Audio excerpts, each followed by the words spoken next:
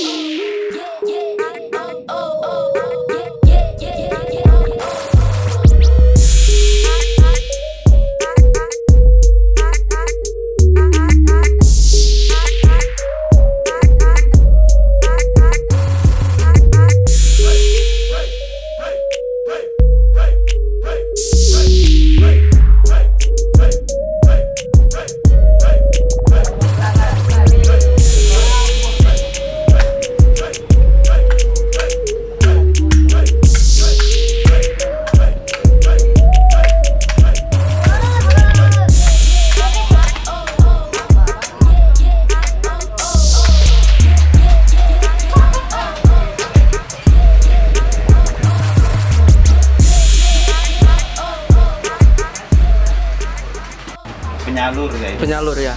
Penyalur untuk ekspor dan tahan kedua. Jadi ya kita pengaruh juga lah kalau ada larangan ekspor kan, kasihan petaninya kan kayak gitu. Ya kan kayak industri juga kan harganya nggak bisa bersaing sama ekspor kan. Ya dari harga industri aja kan udah 33, sedangkan ekspor sekarang ini 37, 3.900. Itu belum kena biaya ongkos kan. Jadi yang jelasnya kalau dilarang ekspor, ya petaninya nggak makmur lagi seperti dulu lagi lah.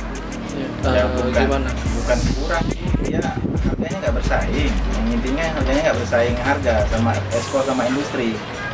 Kalau ekspornya industrinya harganya bisa bersaing sama ekspor lah, seperti ya industri beli sekarang 38 sampai di tempat, sedangkan ekspor di sini kan belinya 37. Kita belum kena biaya ongkos pengirim kan, itu 200 per kilo. Ya itu kan tinggal kalau dihitung-hitung dari beli pembeli industri kalau 38 kan, terus ekspor 37 kan masih cuman jatuh-jatuh yang seperti saya nih. Penyalur itu cuma dapat juga 36.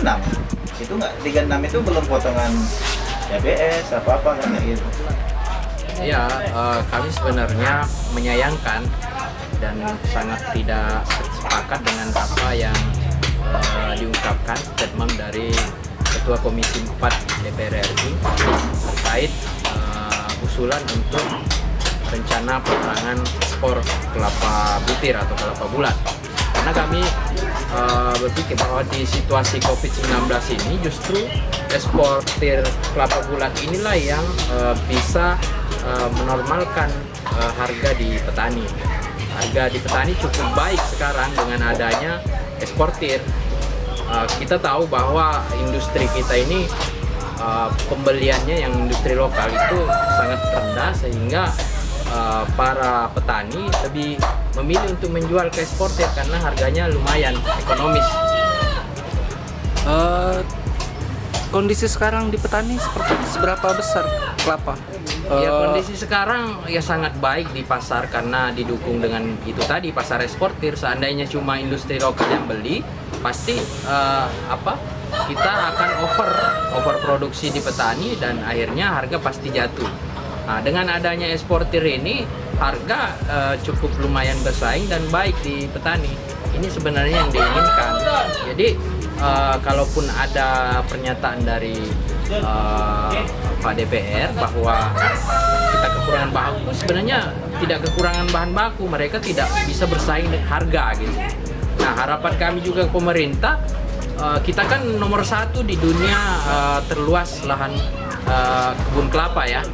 Nah, kalau pemerintah memang mau melakukan membangun industri dengan tidak takut kekurangan bahan baku, yaitu dengan harus melakukan peremajaan replanting dan perluasan dan perawatan kebun kelapa yang ada, karena yaitu tadi bahwa kita kebun kelapa terluas di dunia, jadi mau ekspor jalan, industri jalan, semuanya bisa jalan gitu dengan bahan baku kelapa kita yang sangat besar sebenarnya potensinya di Indonesia ini.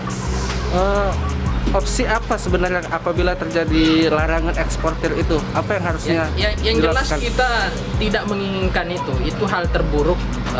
Saya kira kebijakan pemerintah kalau usulan dari DPR, ini kan baru usulan dari DPR, itu dikabulkan oleh pemerintah bahwa ada DPR Komisi 4 itu belum tuntas berarti analisanya terkait bahan baku kita sangat melimpah. Dan kemudian analisa pasarnya bahwa kenapa orang cenderung menjual ke eksportir daripada industri, karena pembelian eksportir cukup tinggi padahal dia harus menanggung biaya angkut ke luar negeri. Industri lokal mestinya bisa lebih beli mahal karena dia tidak ada biaya angkut yang begitu besar yang dilakukan oleh eksportir gitu. Terakhir harapannya bagaimana? Ya harapannya gini, pemerintah fokus saja bagaimana mengupayakan replanting. Kebun kelapa kita sudah juga banyak tua, itu direplanting, kemudian berikan pendampingan kepada petani, kemudian bantuan-bantuan untuk petani agar perawatan kebun kelapa ini tetap maksimal. Saya selaku petani mewakili kawan-kawan dari petani dan Perpikindo itu menyampaikan kepada pemerintah agar membantu petani, yaitu dengan replanting, perawatan dan bantuan-bantuan lain sehingga produksi kita tetap naik melaju melimpah, sehingga baik kebutuhan industri maupun kebutuhan eksportir itu tetap stabil terpenuhi. Jadi tidak ada mau saling larang gitu. Itu sebenarnya. Nah, ya. Yang kedua itu memang benar pemerintah bahwa kita harus melakukan pengolahan juga. Ya silakan dilakukan. Kami petani siap menyuplai.